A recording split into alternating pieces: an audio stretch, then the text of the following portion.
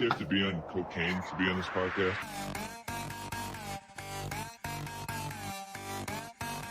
It's a great day to be a Wildcat!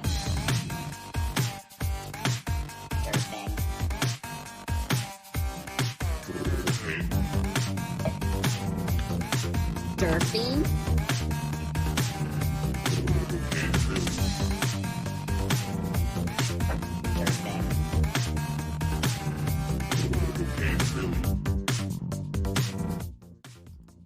What's up, everybody? You're listening to yet another edition of Cocaine Willie, and tonight we're talking some more ball as we preview defensive position groups and talk about the latest with fall camp. As always, I'm joined by my co-hosts, the good chef Andre Napier and Fireball Matt Marchesini. First off, I do want to quickly plug that we did an offensive position groups preview that published on Monday, August 14th. So if you haven't checked that out yet, you should. That's on all of our podcast feeds and is on YouTube as well. Sorry, I just got to turn the theme song off there. It just went on repeat.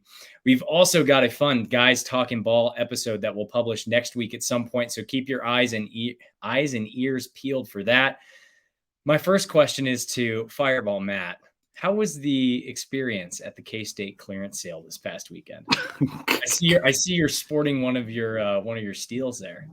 I am. I'm sporting a number 38 jersey, baseball jersey. Very comfortable, actually. I mean, I don't know if there's a good way to call a shit show, but I was very impressed with the number of people that showed up for that. I got there about, 6:30 or so, and I was about 100 people in line. So a lot of people were out there, probably stayed the night.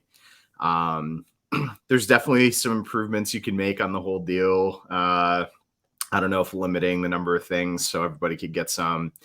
But I understand K-State's motive. They want to get all the shit out of there, and so I don't blame them. But I was able to pick up, about 8 or 9 things that I'll wear probably throughout the season, except for the tank tops. I don't need to show the guns off to everybody. But, I hope anybody who went was able to at least pick something up. And if you did go and you didn't, I am so sorry for your loss. So on a different note, Chef, you get a slightly different background. You want to tell the fans about your background there? Well, I think there's some nice pieces there. I got a little, that was the little brick. We got the little brick. I got my name up there somewhere at the stadium. I never found it, but it's somewhere there. These pieces, let me give a little plug real quick. Let me go to the X. That the guy, I think he's a BYU. I don't know if he's a BYU alum or what, but Josh War on Twitter. It might be War, but Josh _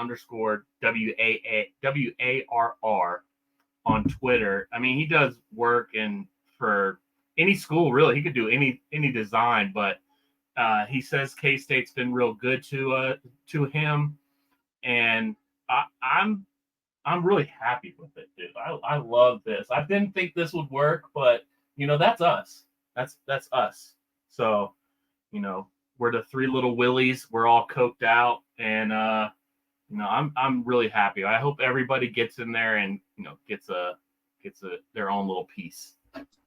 Hell yeah, I love the plug. And if you're listening on the podcast feed, just go to our YouTube feed if you want to see what we're talking about here. But let's just dive right in. Defensive position groups. We covered offensive position groups last week. I want to talk about the defense because there's probably some more question marks on the defense, just knowing that we lost some really great pieces. When you think about Felix Anudike-Uzomah, you think about Josh Hayes, Julius Brents, all of those guys ended up getting drafted. I want to start with the defensive line. There's been a lot of hype for Uso Seumalo, and I know that there's maybe a little bit of an injury concern. He's been out for a couple of practices now, but is still projected to be there early in the season. But I think the quote that stood out to me the most was, he's got footwork like a tight end, which is unfair for a guy his size. I think it was Cooper Beebe that mentioned that. And I think I heard that on the Andy Staples podcast or on another podcast. I don't know. There's a million podcasts that I listen to, but What are you looking for from Uso this year specifically? And then we can pivot into just more broadly the defensive line as a position group specifically.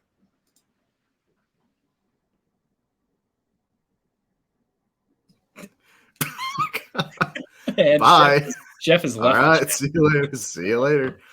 I guess I'll go. So yeah, we've heard a lot of, I would say, some positive things about Uso. And especially with his senior year, I mean, this is going to be huge for him coming back in. And, he showed some really good promise at the end of last year. It definitely helps, all things considered, because you lose Eli Huggins, who, was a stalwart on the defense and had a really great season, multiple really, really great seasons at K-State. And so ultimately, the defensive tackle position is one that we've been wanting to hear some type of good news, throughout the spring and into the fall. And there's definitely some good defensive tackles that, we're going to hear from outside of Uso, but Damian Ilalio, and we'll talk about a couple others. But if Uso can really be, whether it's, if he's not able to be there the first game, but, if he can start, second, third game of the season and really make an impact and be 100% and hit the level that Eli Huggins played, at least just being a really big disruptor in the middle of that defensive line, that's going to be huge for obviously for K-State, but giving the edge rushers, thinking about Khalid Duke and Nate Matlack and Brendan Mott, opportunities in one-on-one situations. So hopeful definitely that the injury that Uso has is not something that can keep him out, multiple games in the season.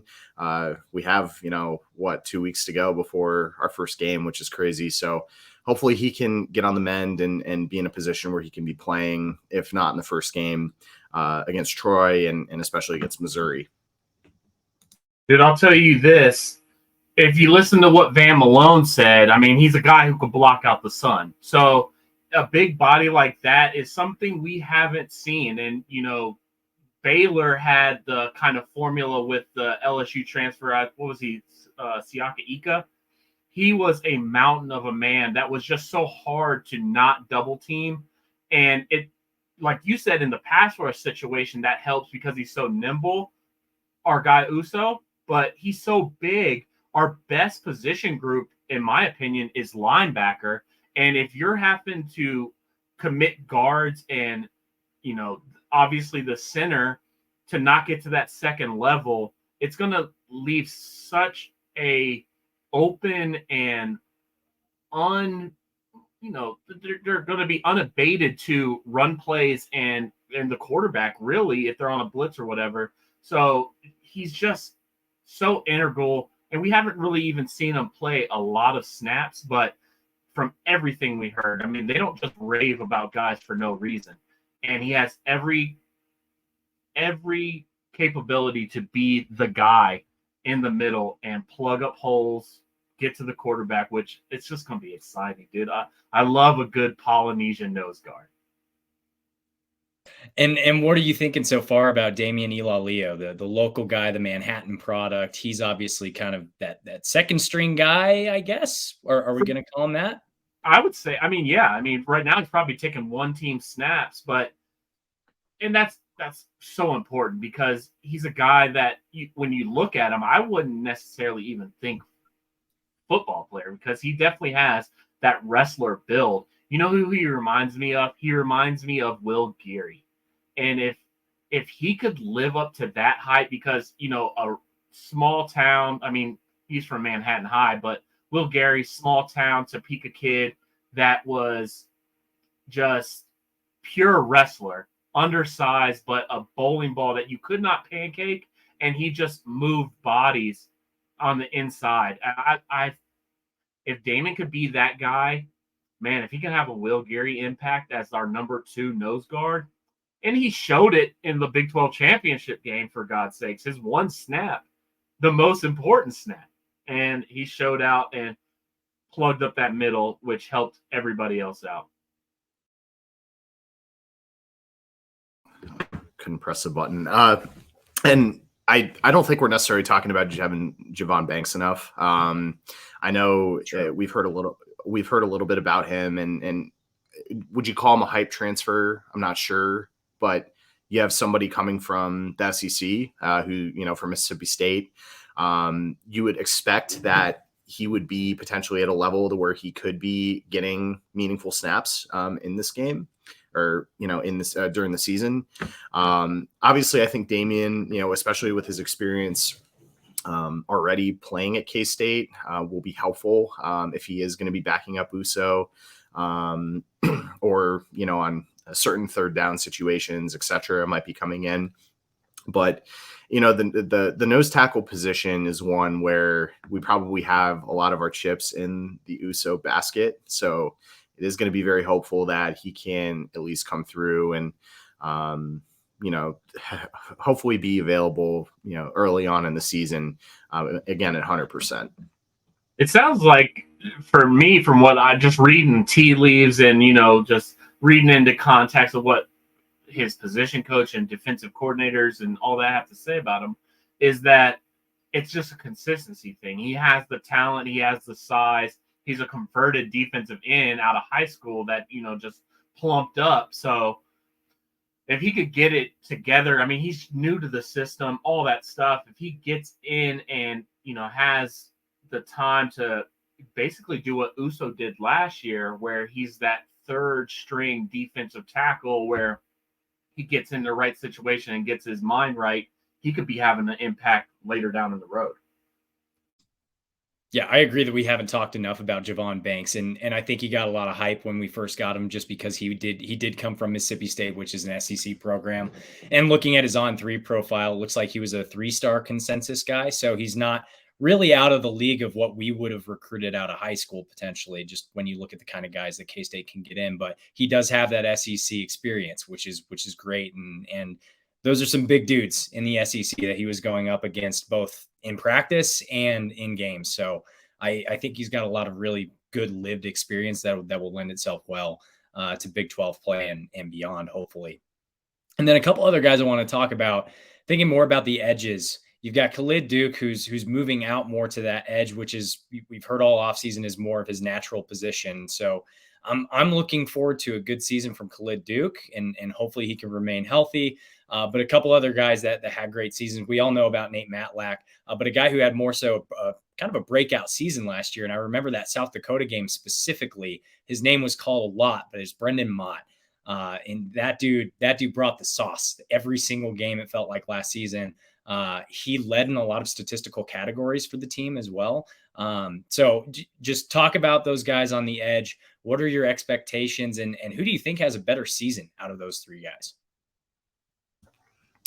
I think Khalid Duke's going to have a really great season. Out of those three, I would probably pick him number one, but that's not discounting any of the other two. And I think I said Nate Matlack was going to last season, was going to be a huge player for us. And obviously with injury trouble and whatnot, he didn't get to see the field as much. And that's where we saw Brendan Mott get opportunities to really shine and play great football. I think on the other side, having those two guys together, kind of sharing snaps will be huge. If you have somebody with that type of talent level who isn't even necessarily starting, it's almost like a 6-man off the bench in basketball terms. So I would definitely pick Khalid. I think out of the three to have the best season, just because with what I've seen from him in past seasons, despite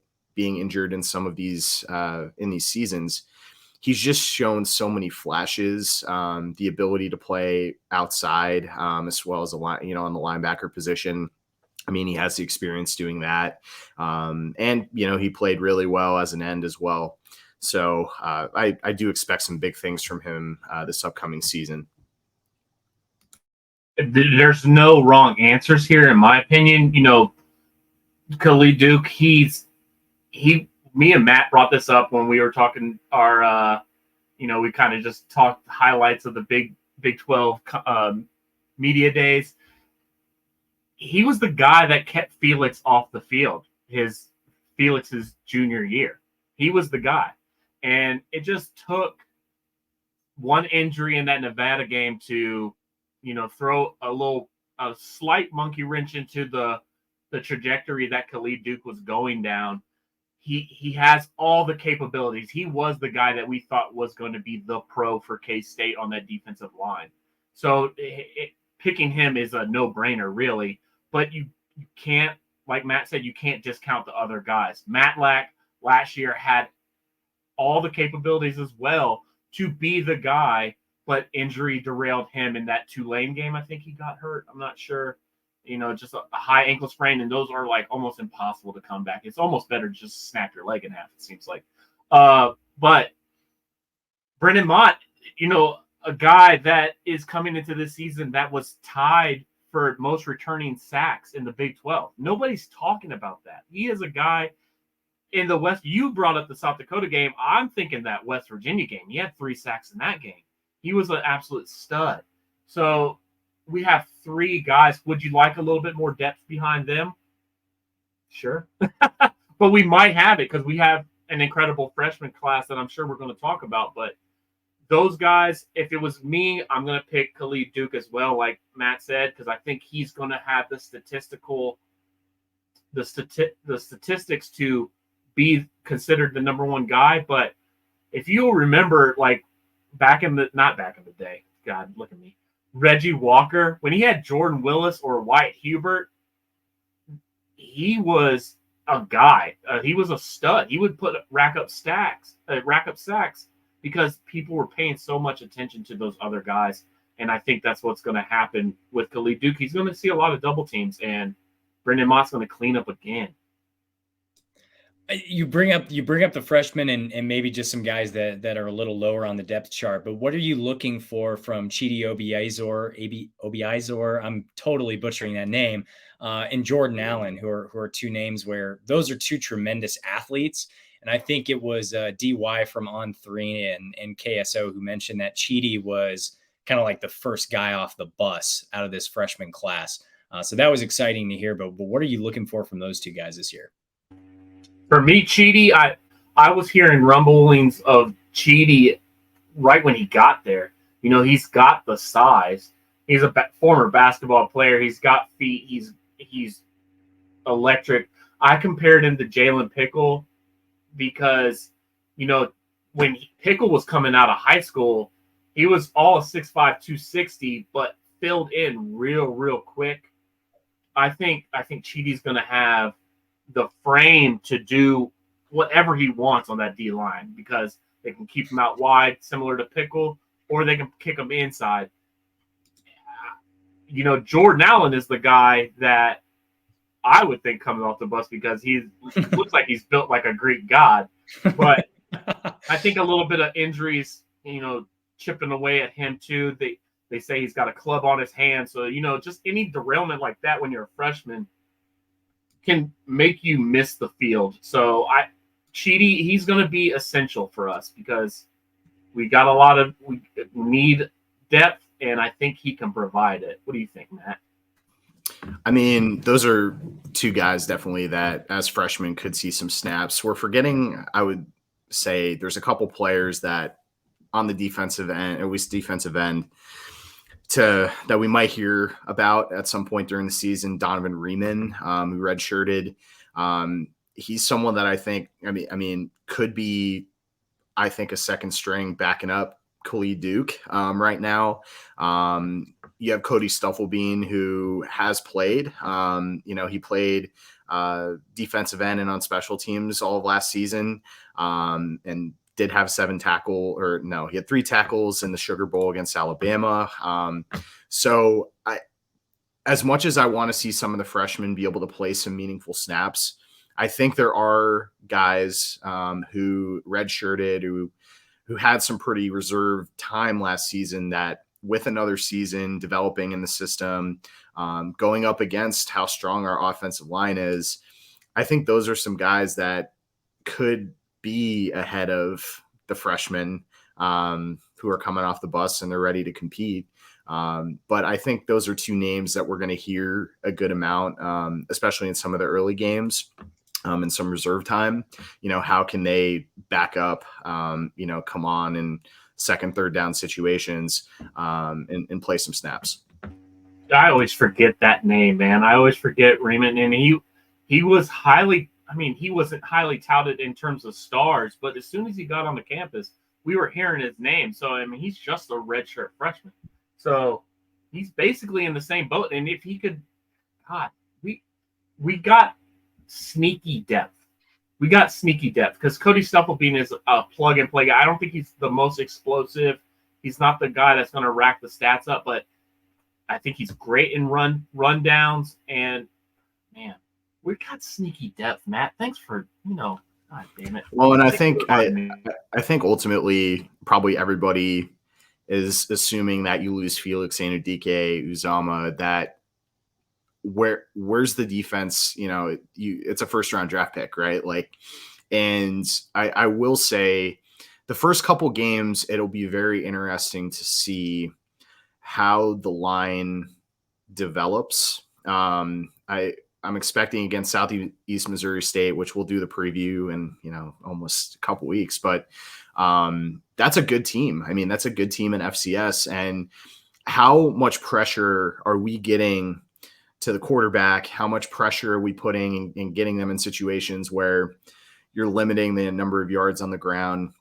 It's going to be important, to really kind of see how many tackles for loss, how many sacks, how many times are we getting in the backfield in that game, and especially in the Troy game, because when you do get to Big 12 play, you're going to be in better offensive linemen, better quarterbacks, quicker quarterbacks. So it's going to be important to see how this line is cohesive. There we go. Is cohesive in those first couple games. I know we're about to get onto another position group, but I kind of want to just ask you guys, because we've seen it through different phases.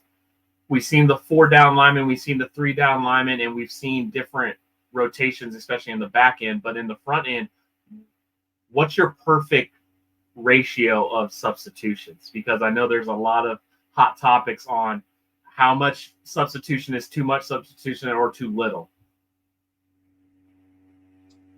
I'm not going to have a great answer for this other than I think it's good to have a little bit of rotation so you can get guys in like Brendan Mott so they can have those breakout types of games. Like I would love to see Stuffle being subbed in every once in a while so he can have a season with some moments like Brendan Mott had. But Brendan Mott ended up playing a lot more than just, moonlighting. I think he started 10 games last season. So he played a lot last season as opposed to, some guys where maybe they just pop in for a game and then pop out or pop in for a snap and then pop out. The reason why I ask, because, we're talking 3 or 4 down the depth chart. So Matt brings up a good point that we got pretty good depth, but I'm just wondering, Matt, what do you think? Like, is it too deep every series, every 2 series? What? Well, it's going to go game by game, right? In situations where you're able to sub, you are going to want to do that to bring in fresher breathed guys, who may not be as tired. I look at the linebacking core is a good example. Thinking about the talent that we have in the linebacking core, if you're not subbing these guys out, we're expecting right now from a linebacker position, it's probably Daniel Green, it's probably Austin Moore, and probably Desmond Purnell, right? But you have guys in that second grouping, Jay Clifton, the 2 new transfers, Rex Van Wy, Terry Kirksey. We've heard Asa Newsom's name and Toby O. Like, there's a lot of real Austin Romaine. There's a lot of names in that core. And yeah, you're not going to play all those guys in one game, but if you're able to strategically sub based off, some teams you're not going to be able to do that. Ones that are very much they're snapping the ball every 15, 20 seconds. It's not going to happen that way. Substitutions overall helps from an injury perspective. You're not keeping guys out there for 90% of the game, but you are going to be strategic in having guys who are a little bit quicker on the passing side. Guys are a little bit more heft, you're bringing in for run situations. So I am a proponent of subbing being a good thing. It's when you're subbing guys who maybe aren't at the level right now that we're subbing, that's where you get into a little bit of trouble, where we've seen in the past where you have true freshmen that are having to come out and play.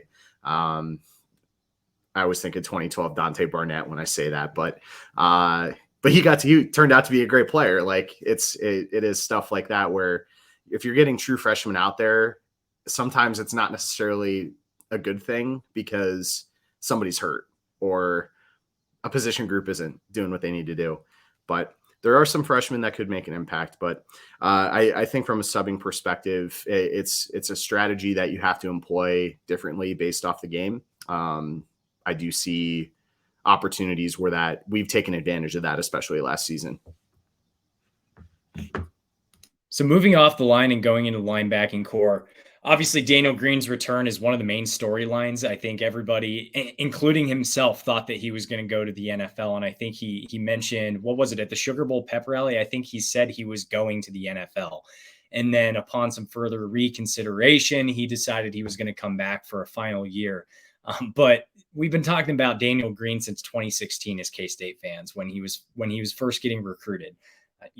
I was just out of college at that point. So this is a long time ago that this guy has been in the K-State lexicon. How excited are you for one final season of Daniel Green, knowing that last season, what we thought was going to be his final season? For me, Daniel Green is, I know there was some talk about, potentially a top 10 linebacker of all time at K-State. And he has the ability to be a first team all conference linebacker, which is amazing. And it helps, like Matt was saying, with the depth and all that stuff. When you got a guy like Daniel Green, he could basically just walk through training camp because he's so veteran that he doesn't really have to practice all that much. So you're getting more reps for the younger guys, and it just helps the program to have a leader like Daniel Green.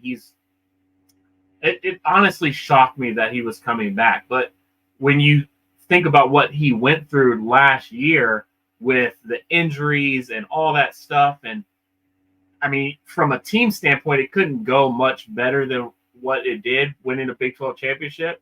But how sweet would it be to win two and to be healthy the entire year? So that's kind of where I'm thinking his mind's at, because is he capped out on potential? Probably. Is he a NFL grade player? I think so. So if should he have went for NFL? I think the NFL is going to be there if he's healthy for a special teams role or any of that. So I'm happy to have Daniel Green, and I think he's made the right decision because he made our defense better.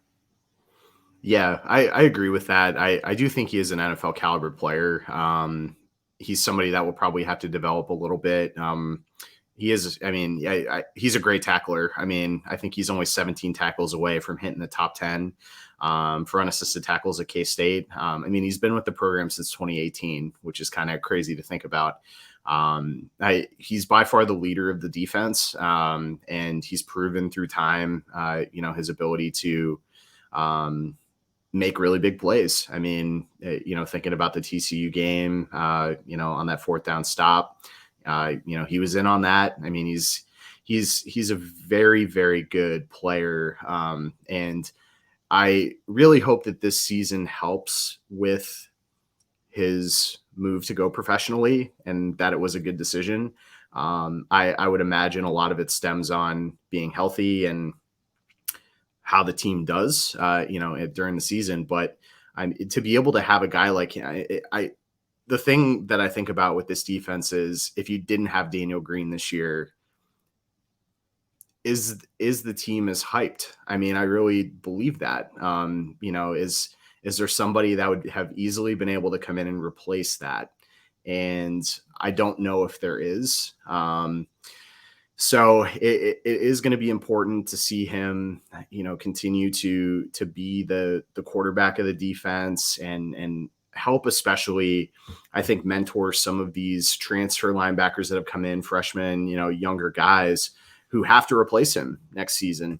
That I think it's going to be helpful immensely in just the development of those players, having a guy who's been in the program since 2018 and somebody who started so many games like he has. So someone else I want to talk about, just because we heard his name similar to Brendan Mott a lot last year, and it's Austin Moore. So he's returning from a similar breakout season where he led the team with 87 tackles. What kind of an effort are you hoping to see out of Austin Moore this year? Man, what don't I expect out of Austin Moore? Because I think he's essential. Like I said earlier, the linebacker core is our best depth and best position group on the defense. So I need both these guys, Daniel Green and Austin Moore, basically our two middle inside linebackers, to have to clean up everything. I need them to be on their toes every single game. I want all Big 12 caliber linebackers on the same team. In my opinion, I think they can do it. Austin Moore is that. I mean, he's a pit bull, dude. He's a machine. They call him the machine for a reason. I think he does everything good. He's everywhere you need to be. I think you think of the play Daniel Green had in the Big 12 championship. I think of Austin Moore in the Big 12 championship. He had a potential safety right there, and he just makes plays like that all the time, and it just goes right under the radar. But I think Big 12, second team, all Big 12. I think there's a lot of good linebackers in the Big 12, but I think he's one of them. So, yeah, what don't I expect from him? Yeah, I mean, if he's able to improve on the 2022 season in this upcoming season, he's very much in play to be on the all Big 12 team from a linebacker position at the linebacker position. A couple of things with Austin Moore, especially in just his development. I mean, he redshirted in 2019 and he played a little bit in 2020 and 2021. But last year was very much a breakout year for him. And he took development in stride and got himself in a position to where he could be starting in these games. And he's another player that I think he fits really well with Daniel Green. They both understand, where they are from a position perspective. And I mean, it is going to be very interesting to see how much has he developed going into this season. Is he going to be a little bit quicker? Is he going to be, where are we from a strength perspective? But he's a guy also not just thinking, I mean, I like looking long-term as well. I mean, this is his fourth season in the program. He could be back for a fifth year as well. If he's an all Big 12 player, I mean, he's another guy that could easily end up, just deciding I want to go play in the NFL. But he is a guy that could come back as a fifth year senior as well because of his COVID year. So he's another player. I mean, we've always seen, I feel like linebackers and, we have guys who come in and, they wait their turn, they get time on special teams, they get time in, reserve situations, but he's one that just has come up and, I mean, he's taken it in stride and really developed into a very, very solid player for us. And one that if the defense is going to be as successful as they were last year, I mean, him and Deuce Green are going to have to be better, I feel like, than what they were last year to kind of make up for some of the other spots. So, but now let me tell you this, Matt. I'm going to put you in on a little secret. I don't want anybody else to hear this. All right. We have a tendency at K-State to, get these older brother guys, and their younger brothers are pretty fucking good.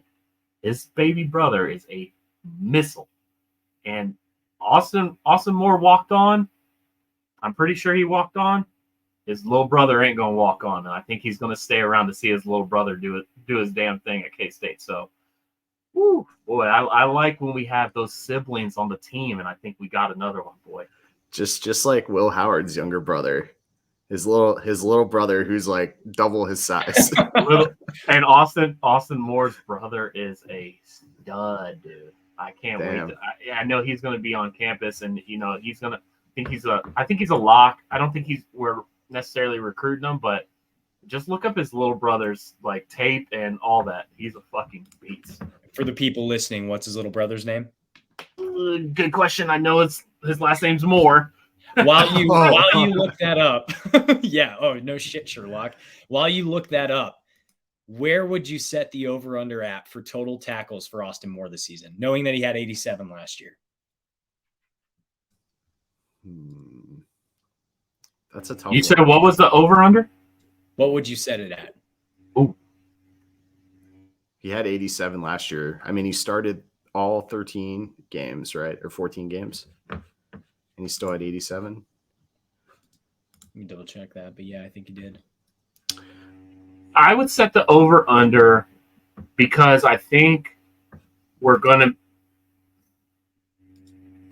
be relying on them a little bit heavier than usual than we did the last few years. So, and I think up front we have a bigger body at nose guard, but we also don't have the run stuffer at like Felix did. I'd set it at 80. I'd set it at 80. Okay. I would So you're take the going over. lower than last year. I take the I think over. you also have to think we're going to have a healthier Daniel Green. We're going to have a year experience with other linebackers that we're probably going to discuss here in a second, and a run stuffer up the middle in Uso that is not the technician that Eli was, but way bigger body. I think there's gives and takes. I think 80 would be the number that I would set, because you could see a lower number because of Daniel's health and Desmond Purnell, who we're about to talk about, increase. I mean, Austin Moore's backup last year was Jake Clifton. And Jake was a freshman last year, so he's going to be a sophomore. And Jake had some pretty good time last season, so I guess, I don't know. I think it's hard, an over/under for tackles, because you just never know how the defense is going to be set up. But I'll take the over on 80. I'll take the over on 80 as well. Some other names to look for, obviously, Desmond Purnell, we've brought him up a couple of times. Terry Kirksey, who's the JUCO transfer from Hutch Community College. He played in the National JUCO Championship along with Will Lee, which is another name that we'll get to here in a minute. But and then the last name, Jake Clifton, we were just talking about him. Of those three guys, and then maybe also taking into account some of the guys that have gotten some good pub this offseason, you've got Austin Romaine, who I think when we did our recruiting class debrief and we were looking at all the guys, Austin Romaine was like a footnote on that list. And you're hearing his name more than almost any other freshman other than probably Avery Johnson this offseason. And then Rex Van Wy, who's a guy that came in as well. So taking into account those five guys, what are you looking for from those dudes this season? Knowing that some of them got some playing time last year, some of them came in from the outside. I'm just curious to see, from your perspective, how do you think they're going to fit into the system? I mean, I think they're going to be the second string. I think they're going to be backing up Desmond Purnell and Daniel Green. I think experience is key, especially having guys who had a ton of success, whether it be in junior college or wherever. But Ashton Moore of Lewisburg had one of the best sophomore seasons in Kansas at linebacker last fall. If you're not on the YouTube stream, he's showing us his phone, and I had to read that off. But anyway, so I think though that Rex and Terry are going to be important kind of cogs in here, especially just having experience playing at the junior college level. We've seen Hutch JUCO have really good talent, and Rex is from Iowa Western. If anybody remembers, Jake Waters went to Iowa Western. But I do think if we look at the depth chart halfway through the season, I believe they're going to be second string. If one of them somehow tops and gets to the first string, that just shows how much talent we have. But they're important pieces. I remember when we were hearing about it from a recruitment perspective, and when they committed, those were huge commits for us, just because of what they showed at their respective junior colleges, and they're going to be important. I mean, they're going to be important to try and maintain a sense of stability for what we had in 2022. And hopefully they just have the effort that we need for us to see them play a good number of snaps. You know, the backup position at linebacker is so. Last year it was real touch and go because you had Deuce go down, and who stepped in? Allen. Allen stepped in for him. I mean, he was serviceable, but he was coming off of it. Nick Allen. He was coming off of an injury, so it was real touch and go. We had to address the depth at linebacker, and I think we did that because, like you said, Jake Clifton was the sub for Austin Moore, and that's not even his primary position. I mean, he plays all three, but his primary position is the Sam. So, you know, with those two junior college guys, it's guys that have played football at a level higher than high school. So it's good that we have them. And like you said, I think they will just be primary backups because we do have potentially all Big 12 linebackers at the starting position, but you can't forget like a Bo Palmer. I mean, before he came down, he was going to get the start. He literally got hurt the week of his first start. And I think that was going to be Texas, because Deuce was hurt. So man, oh man. We address the depth, and I think it's going to pay dividends, but I think they will be primarily backups. Yep, I'm on board with that. And then the last guy I want to ask about, just because he's a dude that I'm excited about. He's from Wichita. I'm a Wichita guy.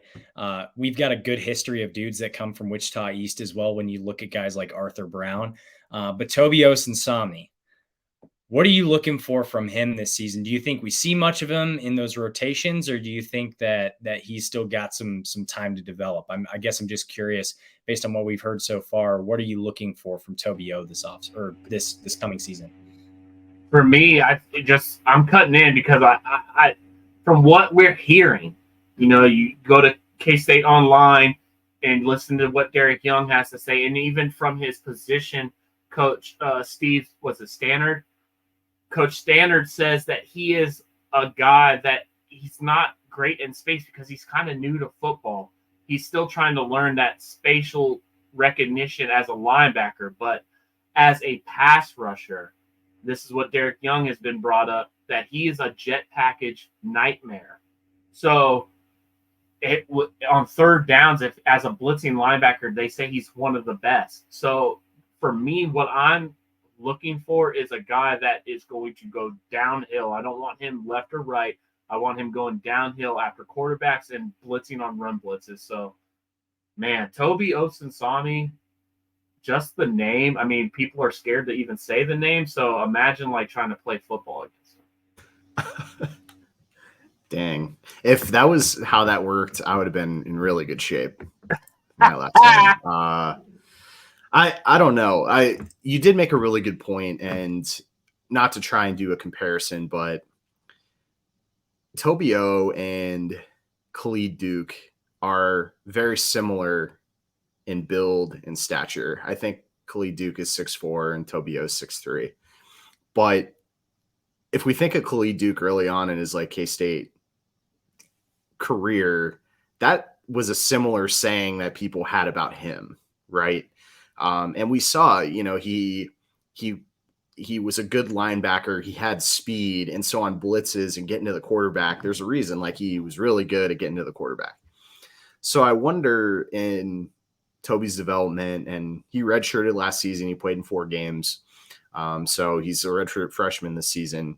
I mean, if we do see him on the field, it will be interesting to see how he is leveraged in that role. Is he a guy who's going to play a lot in coverage? Is he a guy that you're going to bring on linebacker blitzes and things along those lines? I do wonder, based off of what we've heard from camp, if there is a similar trajectory to Khalid Duke in him, which would be huge for us with just the type of player that he is. You know who you compared him to? Khalid Duke. stay with me for a second. Remember a kid out of Blue Springs in Dalvin Warmack's class, Elijah Lee? Yeah. Because Elijah Lee was a linebacker. He was undersized though at a linebacker, but he was an excellent pass rusher and jet package defensive end. I can see Osunsami being a similar path until he learns how to play the linebacker position with just reps and practice to get an athlete on the field like him of his caliber, do what he does best, and that's pass rush. And that's exactly what they did with Elijah Lee and Bill Snyder's, what was that, his last few seasons there. Well, it was kind of in the middle of 2.0, but yeah, Elijah Lee is who I'm seeing in Toby Osunsami, just a bigger, freakier athlete. Elijah Lee was bouncing around the NFL too until last season. Last season was the last year that he was listed on a roster. It looked like the Browns had him. Doesn't look like he's with anybody right now, but I like that comparison. That'd be nice to have for sure. Moving into the cornerbacks, we've got cornerbacks and safeties, and then we'll end it. But we've got 0 starts for K-State specifically in the cornerback room right now at that position. Everybody is either has not started or is coming from the outside. That said, we've brought in some really great talent when you think about guys like Will Lee. We've got talent with Keenan Garber, who we forever talked about is this the year that he's going to break out as a wide receiver? And then he switched positions mid-season last year, or late in the season, and then came in and did great as a cornerback, in my opinion. So I don't have a whole lot to go off of here because we're really kind of starting from square one with the cornerback position. Are you concerned about this position group? Because I can tell you, based on people who are looking at K-State from the outside right now, a lot of them are saying they lost this, they lost that. That cornerback room is a major question mark. But we've also learned from experience, this coaching staff has done an incredible job of reloading guys every single year. So what are you looking at in this cornerback room, and are you concerned? Yeah. Okay. First thing I have to say this: Elijah Lee is 6'3", 228. Tobio 6'3", 233. Similar stature. Man, I know how to call him, dude. I'm just, Damn. I'm like an encyclopedia for this shit. God damn. I had to look it up. I would say the cornerbacks are probably the biggest concern from a defensive perspective because, as you said, you don't have guys who have started in a K-State game. Probably, you would think Will Lee will probably be one of the starters, but Jordan Wright is a guy that redshirted in 2022. He is a JUCO guy from Fullerton College. He was a very good JUCO player, and a lot of people, when he signed with K-State in 2022, we're excited to see what he was going to do. Didn't necessarily get on the field, but we also had some really good talent that was on the field. And so in that year redshirting, you have to think he's developed in a lot of different ways to put him in a position where he's going to play a good amount, whether he starts over a guy like Will Lee, on the right side. Jacob Parrish, he played a lot last season. This was a situation where we did have a lot of players, last season that got time that you weren't necessarily expecting. Keenan Garber was one of those. You wonder also, so we have a guy from Southeast Missouri State that did transfer, I want to say pretty late in the spring, and Tyler Nellum, however we pronounce it, but he is a junior who, again, he has time from the FCS. He played 10 games. He had 8 starts. I would not be surprised if he was somebody that we'll hear from early on. You wonder how he's developing in this system as well, because we've seen historically, at least with Chris Kleiman and how he's brought transfers in the cornerback position, there are guys that have come from division, or not D1, but, FBS, big schools, but it's guys from the FCS that have developed in this system as well. And so he's a name that I haven't necessarily heard much, albeit I haven't heard much about the cornerbacks to even, I feel like, give an accurate opinion as to what's going on, other than I think a lot of people agree that we think Will Lee is going to be a stud, and Jacob Parrish is probably starting based off of his time last season. Well, I'll say this about Jordan Wright. I mean, from all accounts, Jordan Wright has moved to the safety spot. So I don't know if that's just the word on the street. I don't know if that's been confirmed, but he's been working out with the safety spot. So, I mean, we'll probably talk about that here in a second if that's concerning or not. But as for corners, I mean, my guy is Will Lee. So I've put all my eggs into that basket. So I need him to pan out. I cannot have him do anything other than that. And yes, I am concerned about the cornerback position. And when you don't have any proven, I mean, even leaders, just a guy that is a veteran guy. There's no real veterans that have been in the system for Keenan a long time. Garber is kind of the veteran. But he's been only playing corner for not even 9 months. So, I mean, I would love for Keenan Garber to be that third corner because, I mean, what number is he wearing this year? Is he wearing 35? Is he still wearing that number? He's wearing number 1. Okay. Well, That's I like number that. 1. I like that. I like that. So, yeah, for me, corner is the most unproven and the most concerning, but I have my guy at that position already. So, Jacob Parrish, if he can step up and be that little spark on the outside that's jumping routes and all that stuff, I would love that. The depth behind them, Keenan Garber. I'm hearing good things about, what is his name? Justice James. Justice James. I'm hearing good things about him. And, who's been injured and has been in the system for at least 3 years now is Daryl Jones. He's supposed to be a speed demon, but I think he's been in the sling for quite a while now. So I don't know what to expect from him this season. But if anybody can come back and, just add depth, because that's a position group that we always rotate at least 4 guys in and out, and maybe even 5 or 6, depending on especially unproven depth at the position, that would be nice, and it would help me relieve a lot of anxiety about that position. Yeah, it's going to be very interesting because I don't know. You have to have guys step up. And somebody's had to step up because they wouldn't move from, if the word on the street is right, they wouldn't move Jordan Wright to safety if he's the third best corner and move him to safety if we didn't have players stepping up and that are ready to play. Yeah. And I mean, to your point about leadership, I mean, the oldest guy in that room was Jordan Wright. So if he's not in that room anymore, if he's with the safeties now, not with the corners, the 2 oldest guys are Tyler Nalome, who we didn't know about until April, and then Justice James. So, and the thing I like about Justice James, though, is he did come from Tyler JC. So he's kind of in that Kobe Savage pipeline, so to speak. So with what we've heard about Kobe Savage, and we'll get into the safeties here in a second, he's obviously a leader that's really kind of come into the fold in that safeties room and just in the defense as a whole and the team as a whole. Maybe we see that from Justice James as well. Who knows? It's going to be a really interesting position group. It's a position group that we got a lot of good recruits into.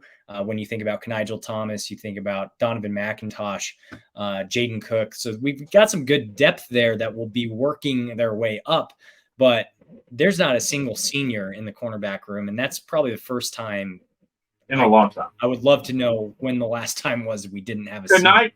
Kenigel was brought up by the coaching staff. He was brought up by name by Van Malone, who coaches him during the presser. So, I mean, if a freshman can do it, a freshman could do it. We don't have any seniors back there, so it's got to be somebody to do it. Well, there might be some seniors, but they're not ready, that aren't cracking the depth chart off memory. So, anybody step up. outside of Will Lee, because Will Lee is already stepped up. He's my guy. And I trust Coach Malone, and I trust Clanderman as well, because you look at the names that we lost and you look at where they came from as well. You got Echo Boydo, Julius Brents, Omar Daniels, who was in that system for a long time and then eventually just left. Drake Cheatham, Sincere Mason. You've got some really incredible names that were developed or brought in, good talent that was identified outside of the program and plugged and played super well when you think about like Josh Hayes. So I trust this staff. It's a major question mark. I'd be naive to say there aren't concerns there, to your point, Chef, but I trust this staff to at least get us to a place where we're still going to be competitive in Big 12 play at that position. But last position group I want to talk about on the defense is safeties. So staying in the defensive backside of things, Kobe Savage, we already mentioned him. He's going to knock some heads off. We've heard his dad say that, like when he came on Cocaine Willie last year. He said his recovery, his rehab was going well. He's ready to knock some heads off. From all indications, he's going to come in on day one against SEMO and do the exact same thing that he did on day one last year and through the season last year. So I'm stoked about Kobe. Another guy I want to talk about is Marquise Siegel. Marquise Siegel? Are we going with Marquise? I got Marquise the Seagull. The Seagull. You don't need a ball hawk when you got a Seagull, baby. You've got him coming in from North Dakota State. Very similar situation to when you think about Josh Hayes. Came in from a very similar system. Granted, he's coming directly from North Dakota State as opposed to coming in from, Josh Hayes spent a year at Virginia or a couple of years at Virginia, didn't get a ton of playing time, had some injury issues. It was a whole situation. But when we look at Kobe Savage, what are you excited for when you think about the leadership that he brings to this defense? And when you think about the leadership that he brings to this team, knowing some of the trials and tribulations that he went through with his injury to get to where he is for 2023?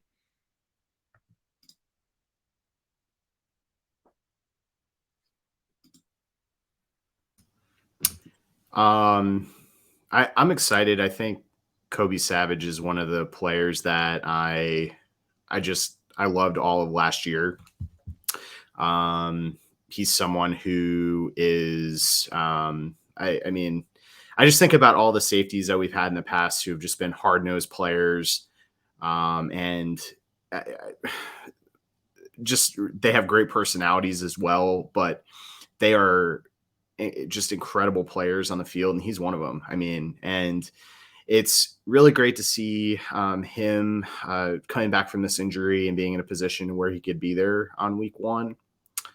Marquise Seigel, who you said is another North Dakota State guy who, we've proven that bringing in players from North Dakota State has brought some positive or at least some success on the defensive side of the ball. And so you would expect that he's probably going to come in and be starting. And then, we mentioned VJ Payne playing as a freshman. He played some big snaps last season, and having just coming in as a sophomore and potentially being in a position where he's starting as well is huge. So it is a safety room that the talent is there from top to bottom. And you have to imagine that thinking about the substitutions and the type of strategy that you'll play with the safeties, having guys who are a little bit different, that have those strengths that you can push in certain, against certain offenses, it's going to be huge. So the hope is obviously they can limit the deep ball, especially being in the Big 12. And I would say, last season, it was definitely, our defense was really good last season, and it was because of Josh Hayes, Kobe Savage, just being stalwarts back there. I'm not expecting anything different this season. For me, I cannot speak more glowingly of Kobe Savage, a guy that came in. He was so unheralded throughout every phase of his recruitment until he got to K-State, and he got here and he absolutely proved himself to the utmost. He has an injury that we all thought was a little bit scary and proved to be a season-ending one. but he just comes back, and he never gives up. He has that dog in him. His dad is gonna go to bat for him, and I'm gonna go to bat for him every step of the way. Any highlight that we've seen throughout fall camp, he's got the knee brace on, but he's moving around so freaking fast that I would not. He looks better.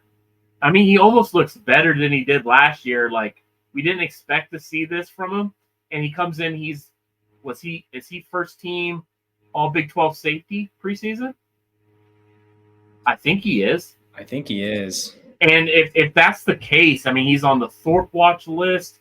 If he can prove to be that guy and live up to all that hype for his second run at K-State, I think does he have one more year after this? I'm not sure, but as of right now, I'm just so pumped for his year in 2023 that he could be the leader of the defense. Not just in the secondary, he could be the leader of the defense, even with a guy like Daniel Green on the field. He could be the leader of the defense. He's the most vocal.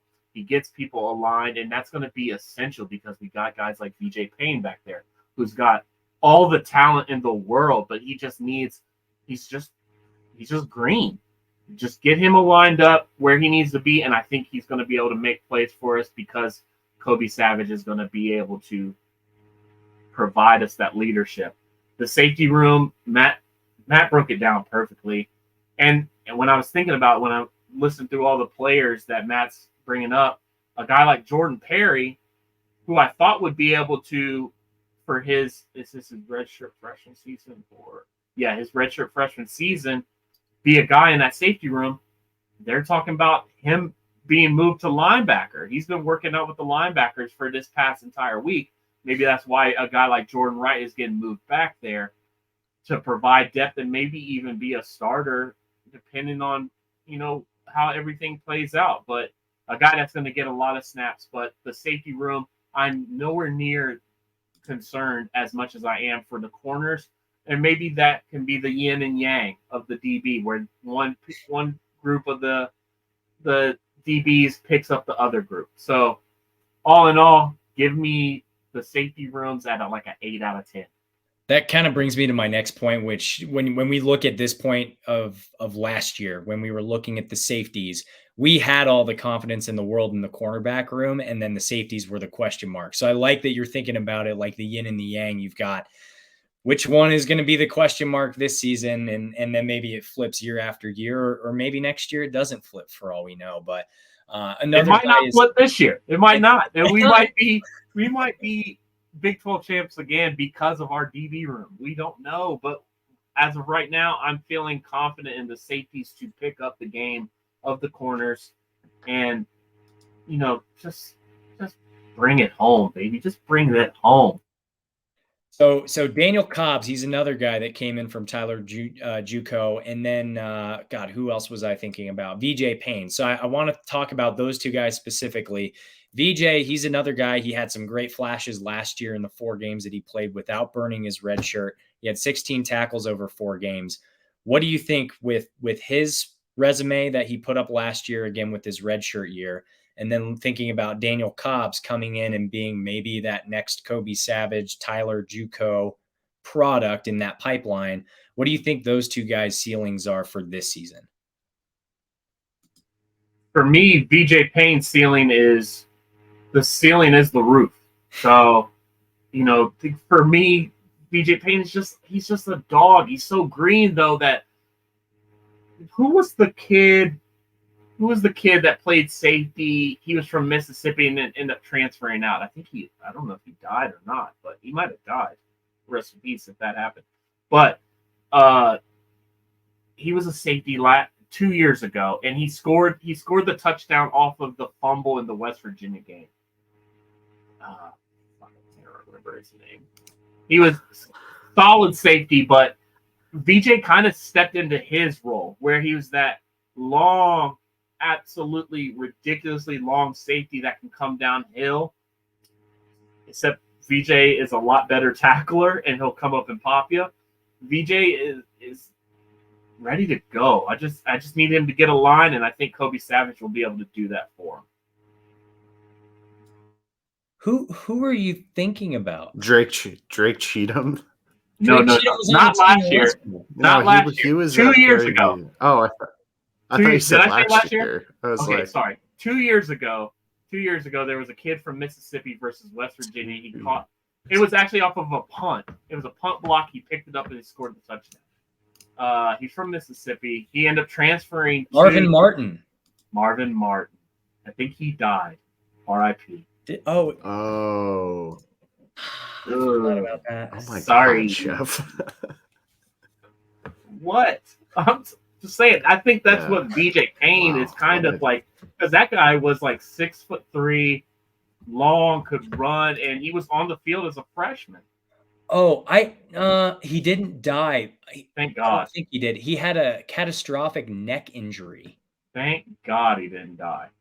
Well, I'm just seeing a Bring on the Cats post about it, so I don't know if something actually did happen or not. I like vaguely remember something happening, maybe. What a fucking downer this is. Wow. Yeah, great way to end the show, Chef. Jesus Christ.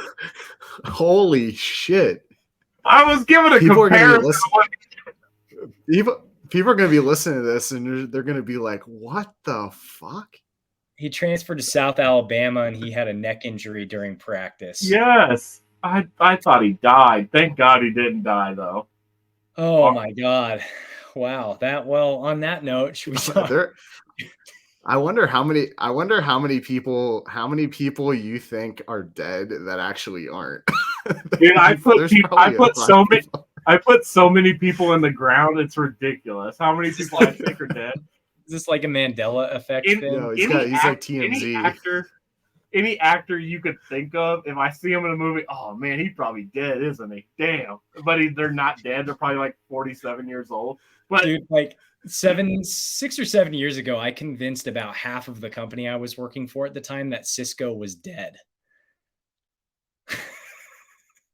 And so it was like in our Slack channel for music, and I convinced everybody that Cisco was dead. I just said hashtag RIP Cisco, and everybody was like, wait, he's dead? The Thong Song guy is dead? Song. That thong, baby. Damn.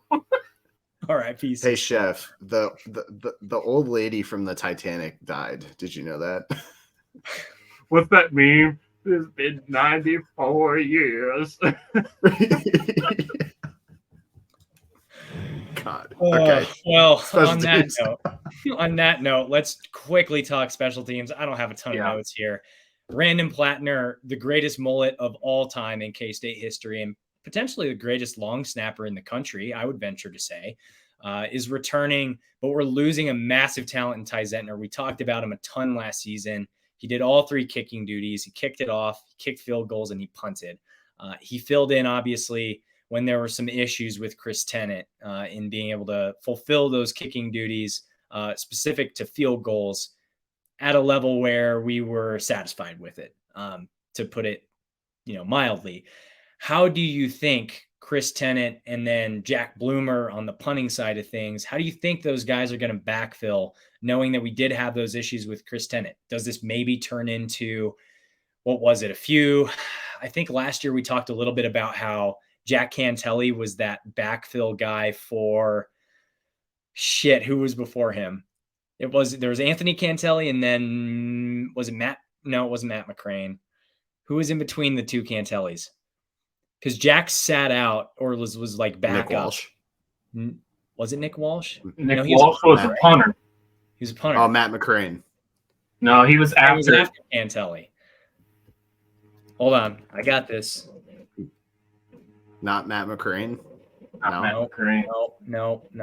Hold on. I got this. Kicker. Hey. 2015, right?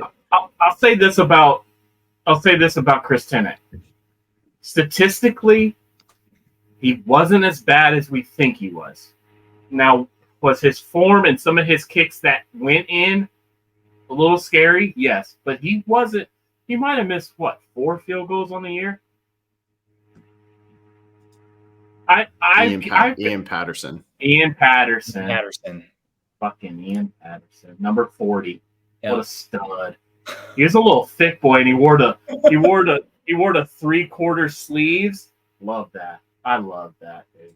But Chris Tennant, he's a off the bus guy. Get him off the bus first. He's fucking huge. He's what, 6'6"? He's got 6'5", 6'6", 230. Be a stud. He kick him straight, dude. He absolutely tries to murk the ball. It looks like if I go out to the driving range and I just want to hit just a bomb 330 down the middle, but it slices 230 straight right. That's how his kicking is. He's trying to kick the ball so damn hard, and he's slicing everything. Just a nice 260 down the middle will do just fine.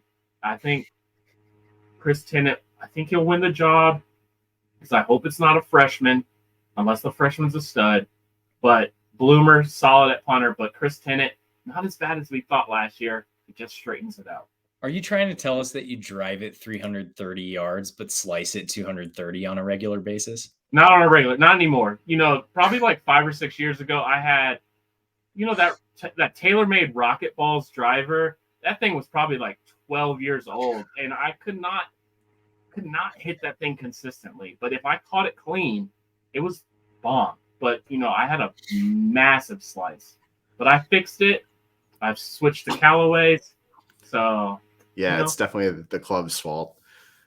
Definitely, it's something to do with the club. I mean, you don't see pros out there hitting wooden drivers anymore, do you? Yeah. Did you know that the woods are full of long hitters, Chef? They are. You know who that's a quote Harvey from, Penick. Chef? No. What is that from? Woods are full of long hitters, Chef. Long hitters. I mean, I'm gonna look that up. The kicking position is definitely the one that I'm just extremely nervous about, and I think it's nerve-wracking definitely to not necessarily have a backup who has experience. I mean, if we're in a position where Chris Tennant has a similar start to this season that he did last season, I don't necessarily see us putting a freshman in there. I mean, unless he is really, really, really good. So I think there's definitely a hope that just with technically being benched last season, there's some motivation there to be more accurate in the kicking game. But I think Ty Zentner was he was appreciated, obviously, but he was an underrated part of last season because of how you really could trust him in those types of kicks. And so we need something very similar to that this season if we expect that we are going to go far, because you need reliability at special teams. The same from a kind of a punter situation. Jack Bloomer is going to be coming in and punting.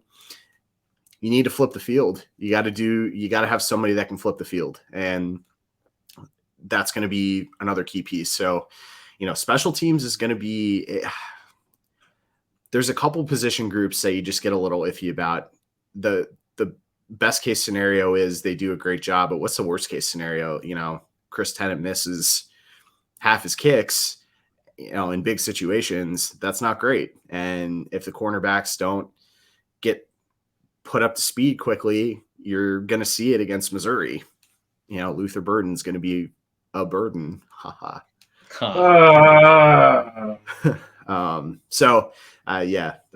know. Special teams is a little nerve-wracking for me. It is. Ty Zentner's playing right now. He's got 2 punts in this preseason game where the Eagles are playing the Browns. He's got 2 punts for 40-plus yards.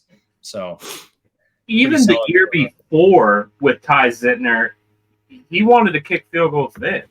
And I can't remember who our kicker was that kept him off the field. But,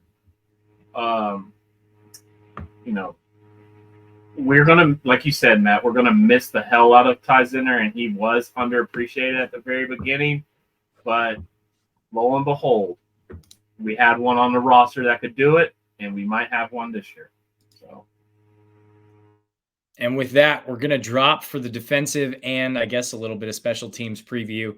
For all of us at Cocaine Willie, thank you for listening or watching on YouTube. If you're watching on YouTube, please give Cocaine Willie a follow on Spotify or Apple Podcasts, or subscribe on YouTube to be notified of new episodes when they drop. Leave us a review with your feedback. We've got a ton of really horrible shit reviews on Apple Podcasts. So let's boost that ranking a little bit, because honestly, the feedback is really terrible and not valid or warranted. Like this video if you're watching on YouTube, and if you're on Twitter or Instagram, follow the show at Cocaine Willie, or follow us individually on Twitter. I'm at Bob Trollsby. Chef is at Chef Andre Napier, and Fireball Matt is at Matt Marchesini. Chef. Cocaine's a hell of a drug, baby. We're all coke and no joke. Wildcat Country. Let's ride. Let's ride. The woods are full of long hitters.